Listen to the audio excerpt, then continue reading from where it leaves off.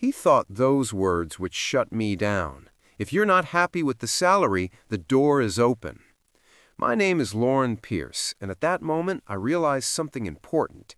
He wasn't threatening me. He was handing me an opportunity disguised as dismissal. I'd been at Helix Dynamics for 8 years, a mid-level project strategist who quietly turned underperforming divisions into multi-million-dollar revenue streams, redesigned operational frameworks, and trained dozens of junior managers without recognition, while upper management consistently overlooked my contributions, gave raises to new hires faster than they granted mine, and often praised me in private while publicly ignoring every success I engineered. 8 years of late nights, weekend sprints, and carefully documented successes had built me an invisible empire, and now I had a choice: stay and accept perpetual undervaluation, or walk with a plan in hand. I chose the latter, but not rashly. I had been preparing for this exact scenario for months.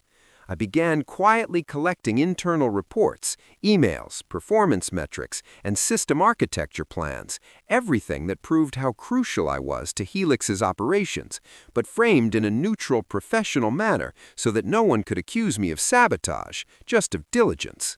The day I resigned, I walked into HR with a calm smile, handed over my resignation letter, and calmly explained the transition plan for my teams, while my boss assumed I was retreating in frustration.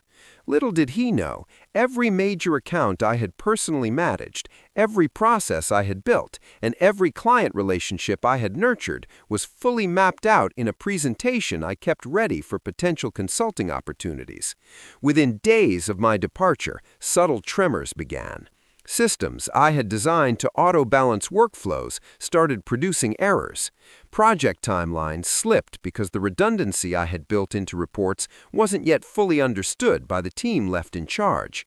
Clients who were used to my responsiveness sent inquiries that went unanswered. Helix executives scrambled, blaming each other, while quietly trying to contact me, and I simply responded with a professional, calibrated tone that reminded them I was available only under proper terms. The irony was delicious. I wasn't angry. I wasn't acting out. I was showing them the cost of undervaluing the person who understood the whole picture. Within 2 weeks, a major client threatened to pull a $12 million contract unless the glitches were resolved. Helix's leadership panicked, calling me multiple times in a single day.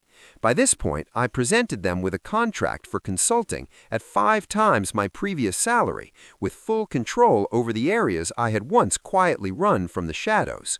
They had no choice. They needed me, and the board reluctantly signed.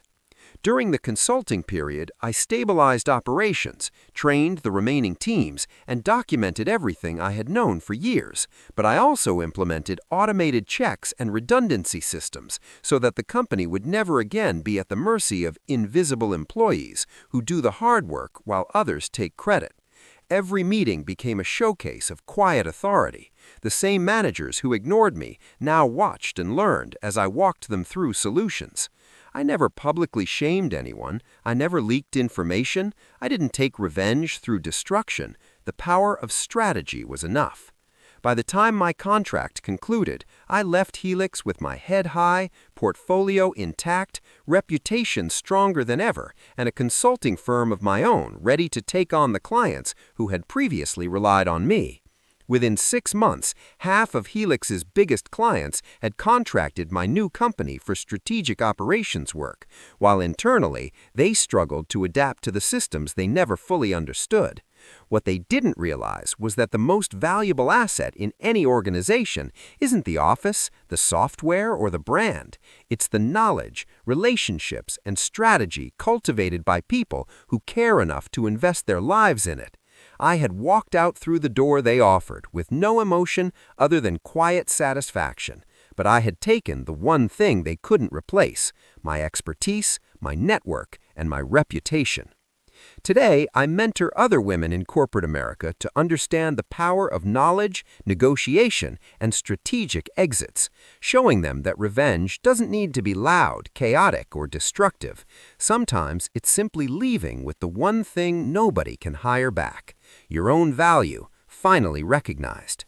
And as for that boss who thought the door was a threat, every time I see Helix's competitors growing faster than the company he once controlled, I smile, because I know the door I took wasn't just a way out, it was the door to everything I was worth.